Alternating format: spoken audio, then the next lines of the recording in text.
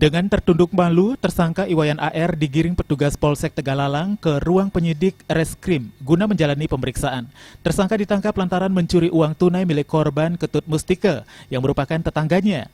Dengan modus berbekal gunting, pada malam hari tersangka mengendap-endap masuk ke rumah korban yang saat itu hanya terdapat istri korban.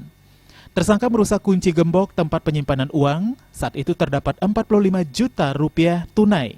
Namun yang hanya dicuri sebanyak 20 juta rupiah.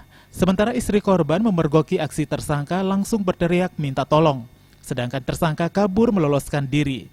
Jajaran Polsek Tegalalang yang mendapat laporan di bawah komando Kanit Reskrim Ibda Imade Artawo berhasil meringkus Iwayan AR di rumahnya dengan uang tunai 20 juta rupiah yang belum sempat digunakan tersangka.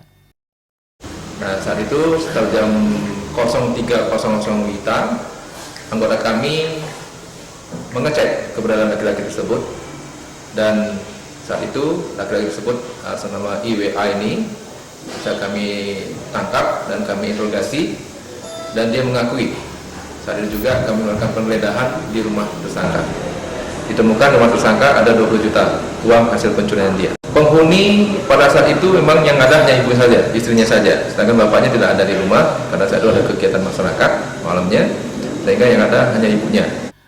Pengakuan Wayan AR mencuri lantaran terdesak biaya untuk membangun rumah. Belum sempat menggunakan uang tersebut, keburu diringkus pihak kepolisian. Membangun apa? Rumah. Itu uangnya diambil di mana? Rumahnya Ketut Mustika. Uang tunai 20 juta rupiah, celana dan baju kaos yang digunakan tersangka saat beraksi, sebuah gunting, gembok, dan tas disita sebagai barang bukti. Polisi menjebloskan tersangka dengan ancaman 7 tahun penjara. Raiswantara, Bali TV.